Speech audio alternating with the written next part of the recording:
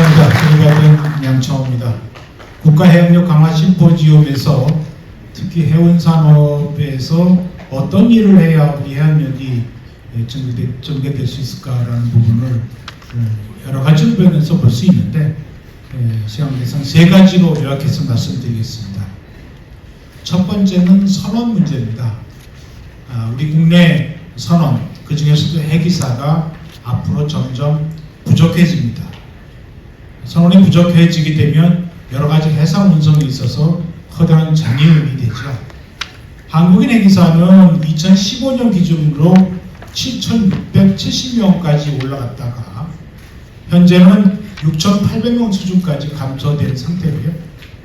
2032년에는 우리 선박이 1,540척까지 증가될 것으로 예상이 되는데, 그렇게 하게 되면은 총 해기사가 14,700명이 필요합니다. 근데 그때 가가지고 한국인 해기사는 몇 명이냐? 약 6,100명 정도에 달하면 정말 잘한 거라고 생각합니다. 나머지는 다 외국인 해기사 써야 되고요. 2032년까지 최소한으로 하더라도 약 4,000명 이상의 외국인 해기사를 추가로 더 확보를 해야 됩니다.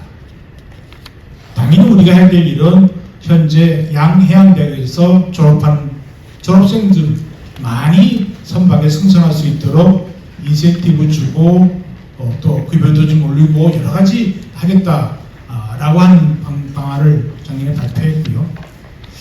그것도 부족하다면 또 오션폴리텍 같은 데서 기존에 다른 걸 전공했다가 졸업한 분들이 나 해기사 선장 기관장 되고 싶다 그러면 할 수 있는 그런 프로그램이거든요.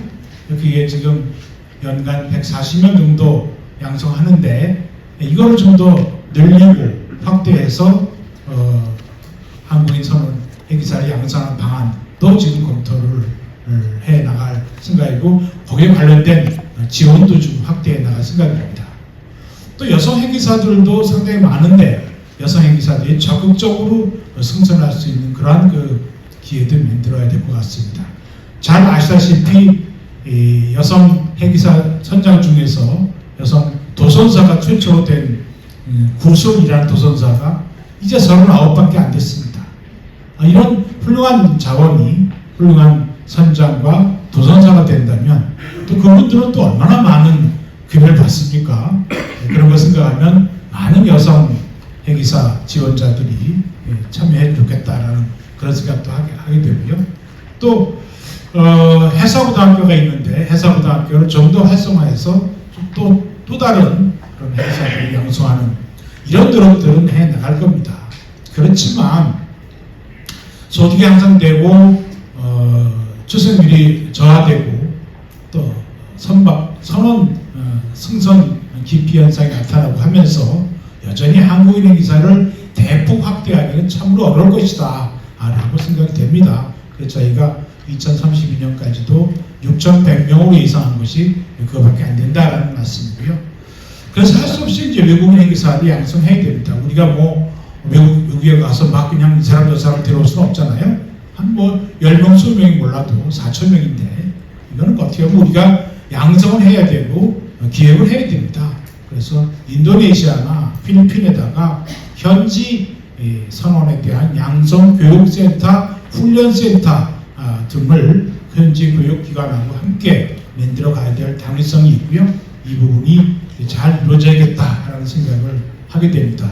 마침 이제 정부에서 ODA 사업을 추진한다고 해서 저희들이 좀 추진하고 있는데 인도네시아 등에서 ODA 사업으로 현지 해기사들을 양성할 수 있는 그런 체계를 도움 주시면 더 좋겠다라는 생각이 들고요. 저희 해운업계도 나름 자금을 지원하고 투자해서 외국인 해기사 양성에 나설 그런 생각을 갖고 있습니다.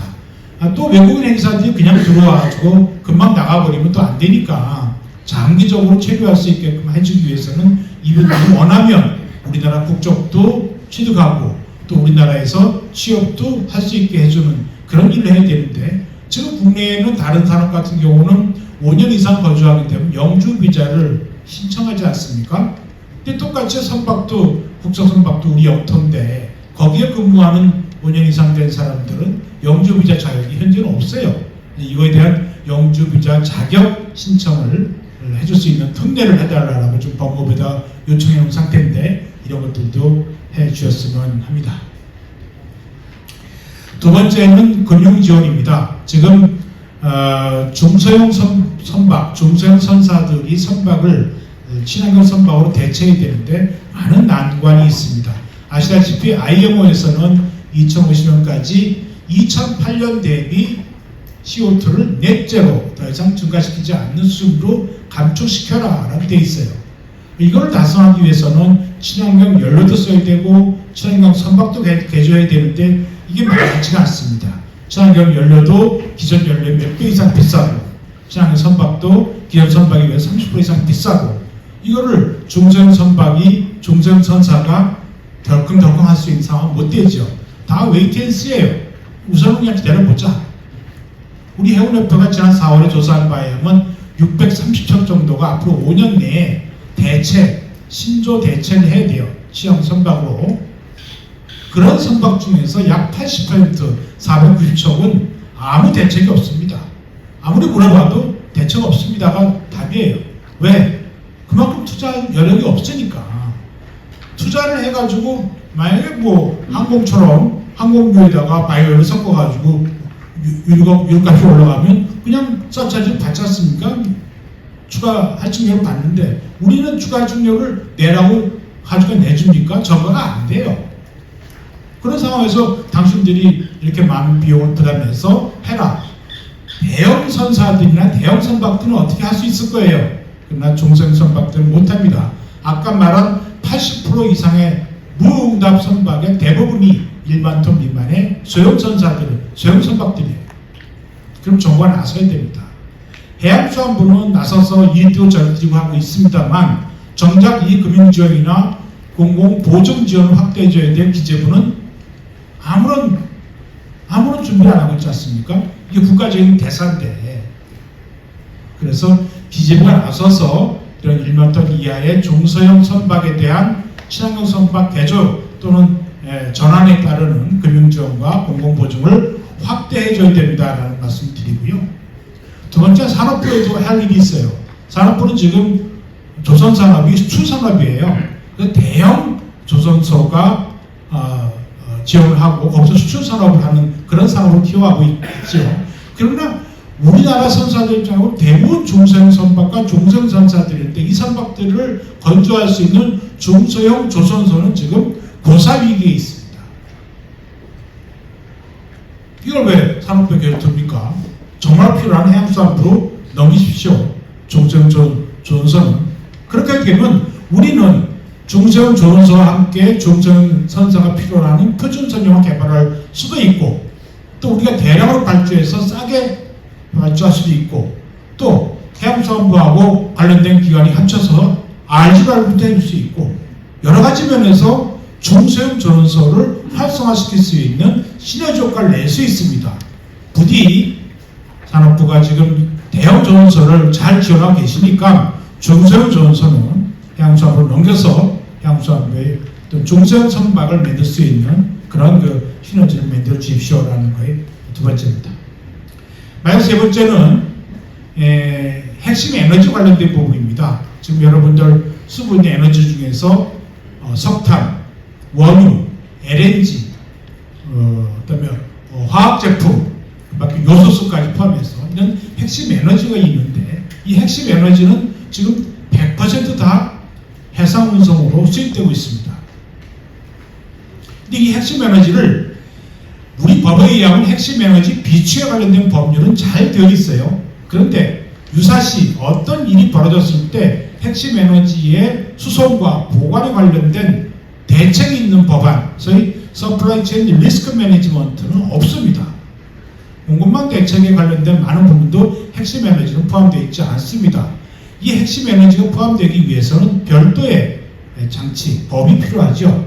그래서 지금 말씀드린 그런 핵심 에너지에 대한 수송과 보관에 관련된 어떤 특별법, 또 법이 필요하다는 얘기예요. 예를 들어보면 LNG 같은 경우는 지금 원유 같은 경우는 지금 국적선사가 수송하는 게 50% 미만입니다.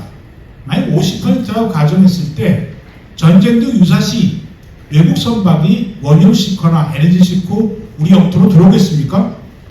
안 들어옵니다.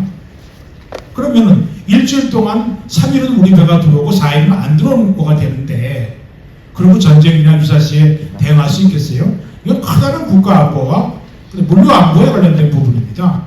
이런 부분들은 시장 원리, 시장 경쟁 원리에 내버려 둘 것이 아니라 정말로 필요한 부분에 대한 위험 관리 입장에서, 핵심 에너지 위험 관리 입장에서 법제화가 되고 거기에 대한 어떤 일이 벌어져도 우리 선박에 의해서 원활하게 수송될 수 있고 보급될 수 있는 그런 시스템을 구축하는 게 중요하다, 이런 말씀 드립니다. 이상입니다. 네. 네, 아주 어려운 사안을 세 가지로 딱 압축을 하신 것 같아요. 사람의 문제. 여기 오늘 여성분들 많이 가시는데 배 타세요. 배 타시라고요. 유리천장을 깨트려야 된다니까요. 해리스 부통령이 이번에 했지만 언젠가는 미국에도 여성 대통령이 나와야 됩니다. 배 타세요. 네. 여성이라는 선입감 버리시고. 잠수함 함장에 총재님 지금 여성 있습니까? 타죠? 아직 함장까지는 안 가고요. 네, 배 많이 타세요. 괜찮습니다. 네. 두 번째, 사람이 없어요. 네. 제가 대학에 있어서 보니까요, 44만 명이 일해야 되는데 엄마 아빠 퇴직금 갖고 살아가고 있어요. 일을 할 수 있는 나이에 안 하고 있어요. 엄마 아빠 퇴직금은 내 거래 다 하는데. 그런 일을 안 되죠. 그래서 해외에서 사람 데리고 와야 되는데, 지난달에 필리핀 갔더니 그 필리핀 재밌는 나라더라고. 카톨릭이라 피임이 없대요. 애 가지면 무조건 낳는데. 인구가 1억이 넘고요. 저보고 그래요. 레바논에서 필리핀 이모들 3,000명 철수해야 되는데 한국이 좀 받아달래요. 그래서 지금 필리핀 이모들이 서울에 와서 잘해야지 받는다, 제가 농담삼아 그랬는데, 필리핀 그 인력, 전 세계에서 해외 인력을 파견해서 소득을 제일 많이 벌어들이는 나라가 필리핀이라고. 그래서 필리핀의 인력 양성은 우리 양 부회장님 말씀해 주신데 참 좋은 것 같고요. 제도의 문제는 늘 어렵죠. 자, 미국 조선업이 왜 망하고 있냐면요, 그 존스법이라는 법 때문에 그러거든요. 자국에서 제조한 선박만 정박하도록 하니까 미국 사람들이요, 85,000달러 GDP인데 일을 그렇게 열심히 안 하거든요. 그러니 그 생산성이 약합니다. 한 30%는요 해외도 안 가본 사람들이, 미국 사람들이. 네. 그런데 이제 일론 머스크 같은 사람이 돈을 많이 벌으니까 GDP는 85,000불까지 가는 거죠. 제도를 어떻게 가져가는지는 참 중요한 문제 같습니다.